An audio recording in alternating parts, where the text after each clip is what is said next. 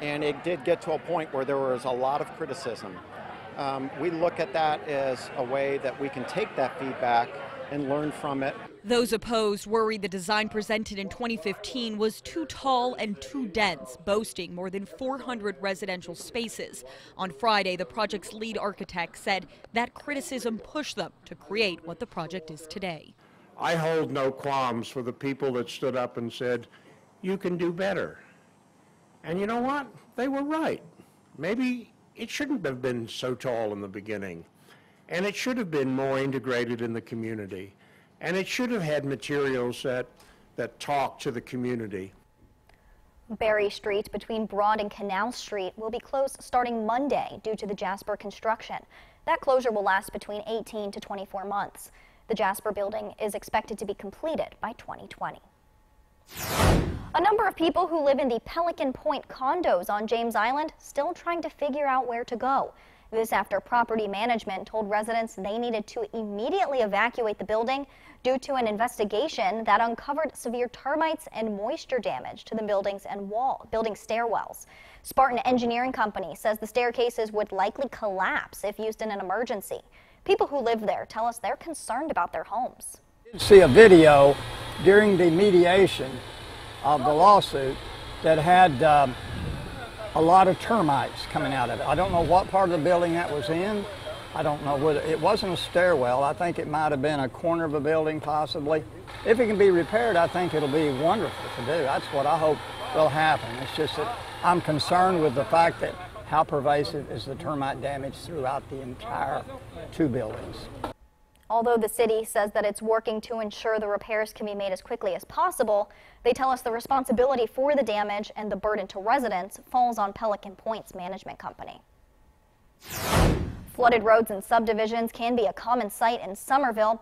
Floodwaters could be seen on Parsons Drive in areas near Central Avenue and the Gadsden Acres neighborhood. Town officials say the ground in the area is too saturated and there's a lot of runoff. The town's Public Works Department is out monitoring flood-prone areas and trying to keep clearing drainage structures. We have a list of kind of hot spots, that low-lying areas that are prone to flooding. So we have crews just making the rounds, hitting all those spots, making sure everything's clear. Town officials say neighbors can help to try and alleviate some of the flooding by making sure drains near your home are clear of any debris.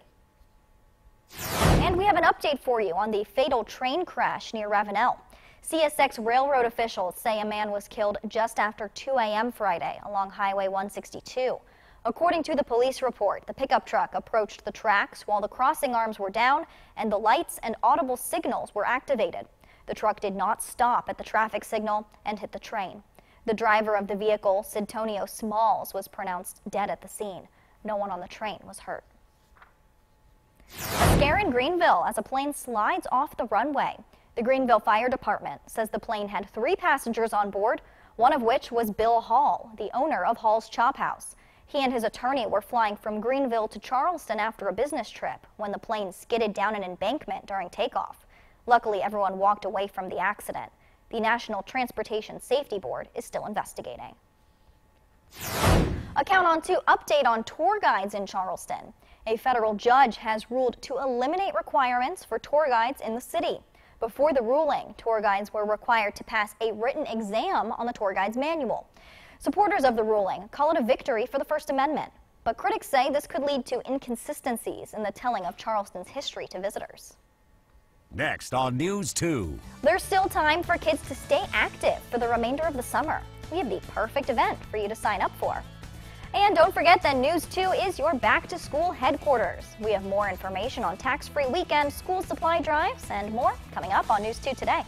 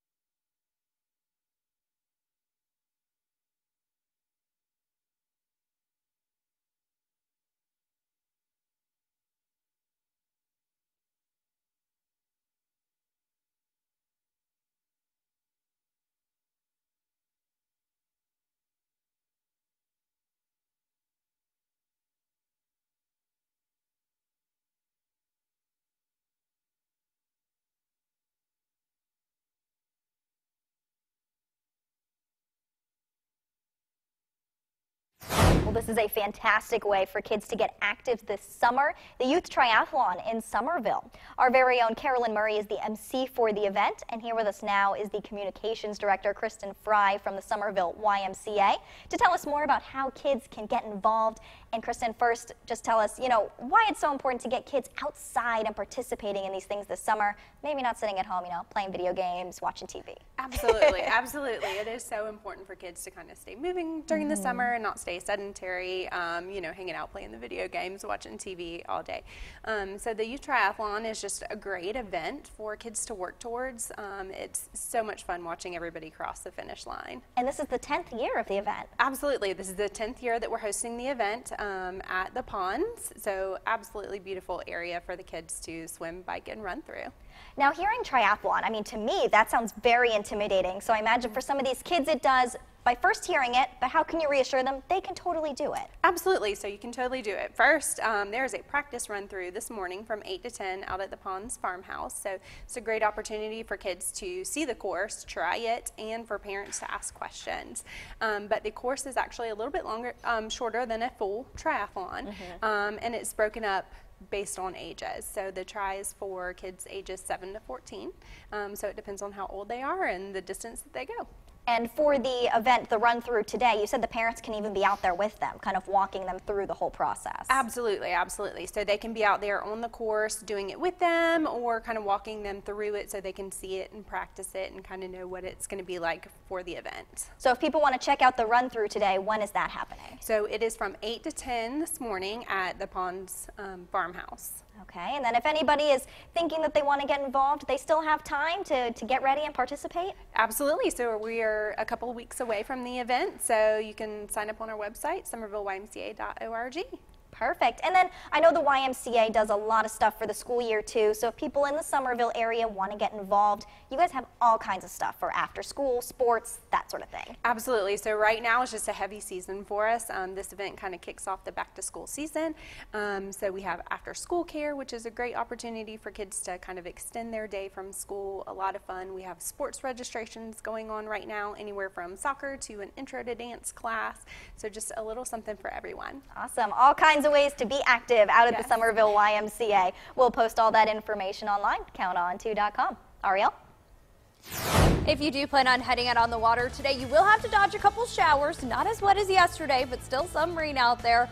I'll have the latest look at radar coming up, but here's a look at that winds and waves forecast. Winds will generally be out of the south. Waves about a foot to 3 feet, depending on exactly how far out you're going. We do dry out as we head into the second half of the weekend. I'll have those details coming up in your full Storm Team 2 forecast. Stay with us.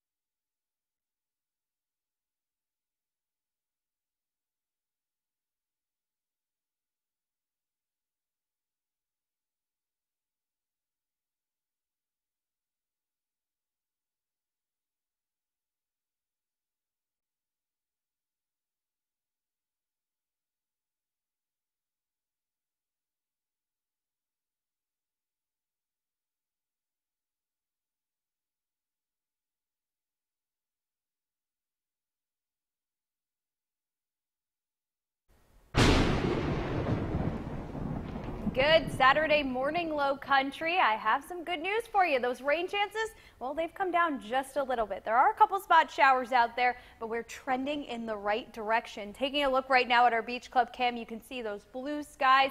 We just had a shower pass on through. You can see that storm cloud moving off your screen. Temperatures right now to start your morning at about 78 degrees. Humidity up at about 90%, so that's making it already feel like 81 degrees as you head out early this morning. Most of us starting off into the 70s right now. We're 72 in King Street and Walterboro, 74 in Moncks Corner and Somerville, 78 in Edisto, Folly Beach, and in downtown Charleston. But especially towards the coastline, once you factor in that humidity, it already feels like the low 80s. Now, we do have a couple showers out there on Storm Team 2 radar. Nothing really that heavy. Although as you head a little further south, we are watching a shower just offshore of Seabrook Island. No lightning associated with this, but if it does move onshore, it will quickly put down a downpour. Now, Isle of Palms, you're getting hit right now as well. Wando just to the south of you. Along 17, we're seeing heavy downpours pushing through. Moncks Corner, your weather finally starting to improve as a shower has just moved off to your east. That's heading towards Jamestown and St. Stephen next. King Street, your weather has quickly gone downhill. We're seeing a shower roll on through right now. Not a whole lot of lightning associated with this, but easily going to put down a quick downpour. Now, over the next couple hours, those showers will continue. But by the afternoon, those rain chances come down just a little bit. You see just some scattered showers by noon, and into the afternoon hours, those rain chances, well, they continue to go down. Something I'm sure we're all excited to see. And into the overnight hours, things finally start to dry out, and we are looking to start off dry for your day tomorrow. So hour by hour today, keep the rain gear handy, especially the first part of the day. Temperatures slowly warming into the mid to upper 80s. Those rain chances going down into the afternoon. Now, temperatures really dependent on how much sunshine you see. More sunshine, your temperatures will quickly come up a degree or two. Less sunshine, your temperatures will be a little bit cooler. 86 though in Walterboro, 85 on Kiowa and Sullivan Island, 89 in Charleston and Goose Creek, 85 in King Street. Now, I expect more clouds than sunshine for most of us, but especially by this afternoon, by about dinner time, I do expect that sunshine to start to peek through. 85 in Edisto and Folly Beach, 84 in Somerville. Now, if you do plan on heading to the beach, not the best day, but it's not too bad. Especially into the afternoon, we'll see a bit more sunshine start to peek through. Temperatures into the 80s. That UV index still at a 10 though, so make sure you're packing on that sunscreen. Now, tonight we will see temperatures fall back into the 70s. There is a very small chance of a shower or a thunderstorm. It's possible, but it's not likely. Definitely not like what we saw over the night last night. Tomorrow, those rain chances come down even more. We see a bit more sunshine, and therefore temperatures will be a bit warmer. We're looking at highs right around 91 tomorrow. It's going to be hot. It's going to be humid for the new work week. Temperatures into the 90s, a more summer-like pattern. And as we continue to push it out next couple of days, we're looking at temperatures still into the 90s. Look at all those sun icons, though. There is a small chance for a shower and thunderstorm each and every day, but that's typical here in the Low Country in the summertime, and that's what we're going to see. So definitely some good news. I know a lot of people looking to dry out just a little bit and just kind of get outside and enjoy the last little bit of summer before school starts, and that rain's kind of made it a little tough. Absolutely. The kids are going to have to go back to school soon. They've been cooped up inside. They need to run around and get all that energy out before school starts. Absolutely. All right. Well, if you want to enjoy your Saturday, you may have to dodge a few raindrops, as Ariel said, but we have some ideas for you. You can celebrate the back-to-school season with Dorchester District 4. Their first ever back-to-school celebration is today from 8 a.m. until 1 p.m. at Woodland High School. They'll have free school supplies, health screenings, and, of course, a ton of fun. The Junior League of Charleston is having their diaper drive. It's back for the second year. Did you know that diapers can cost families upwards of $1,200 a year? Ooh, that's a lot of money. The Junior League is hoping to minimize that price tag for low-income families. Last year's drive collected more than 15,000 diapers for kids. All of those diapers stayed right here in the Low Country. If you're looking to donate, you can do that today between 9 and 1 in the Bell Hall, St. Andrews, and Oak Point shopping centers. The Gullah Geechee International Music and Movement Festival continues today at the Charleston Music Hall.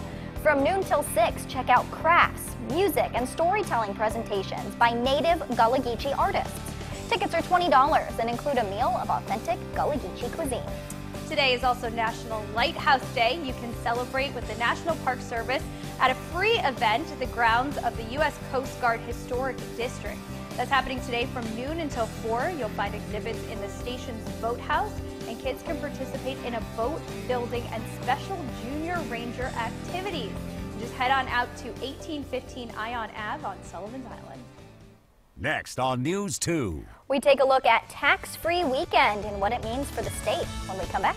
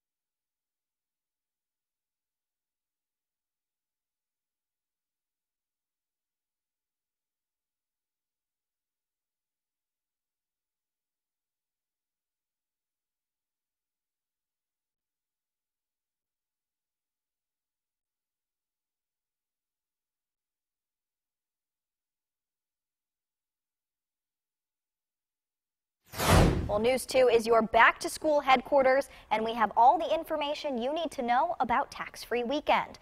While many of you may be going shopping later on today, our Georgia Godfrey investigated what exactly this tax-free weekend means for the state. This is the 19th sales tax-free weekend in the state, an opportunity for families to get ready for school and save money. Your common back-to-school items are exempt from the 6% state sales tax, as well as most clothing. Computers, printers, computer software. So there's even items in the home that you can get tax-free, like bed sheets and bath mats. This weekend is considered one of the busiest for retailers in the state. Retailers experience increased traffic during the weekend, and they can offer additional sales on top of the sales tax-free weekend to attract more shoppers to their store. But even though more shoppers are in the stores, less money is generated for the general fund. So the state loses between $2 to $3 million during this weekend each year. I think it's important for local businesses to actually try to get a competitive advantage against online retailers. And maybe this is a great weekend for people to rediscover some of the retailers in their neighborhood, to go to malls where they haven't been for a while. The goal is getting more people in the stores to spend more money at local businesses. In our state, we are dependent on consumers to shop. We simply don't have oil revenues or excessive tourism dollars. Even though the state loses between $2 and $3 million during this weekend, it's actually less than 0.5% of the state's $8 billion general fund. In Columbia, Georgia Godfrey. For a list of items that are included in tax-free weekend, you can head to our website, counton2.com. And before you head on out to do that back-to-school shopping spree, you may want to grab a couple extra items to give back to the community. We have the Teacher's Closet in North Charleston is accepting donations. They're here with us now to talk about it. Here's Lynette Duggan, and we're talking back to school. Hard to believe, right? It's that time of year again, and we are excited to take care of our teachers and our students this year. We're looking for supplies from the community to help us with this task. We're the only one in the state, Teacher Supply Closet, doing a wonderful job, and that starts September 11th for the teachers to come shop. Okay, perfect. So we're looking for composition books, copy papers, things like that, glue sticks, scissors, those kind of things. Crayons, of course. We've got to get them excited about crayons and doing the work that we have here in Charleston. Perfect. And those are kind of the top 5 items you're looking for, but that's not what it's limited to. You're looking for just general school supplies for all age groups, right? That's right. When you go out today to do your little shopping, think about our age group, kindergarten to 12th grade, backpacks, things like that. STEM supplies could be a good thing if you're wanting to donate to us. So. Perfect. And all teachers have the ability to get a hold of this program? No, only Title I. Okay. Title I in Charleston, Berkeley, and Dorchester County are afforded to come shop for us. But everything stays right here in the Low Country. It does. That's does. Amazing. It really does. That's amazing. So yes. all products, everything when you guys are doing your back to school shopping, again, those top 5 items. Let's go ahead and go over that one more time. We're talking composition book, copy papers, hand sanitizers, Kleenex. You know, sometimes the teachers ask for the kids to bring in those things, but they run out during the year.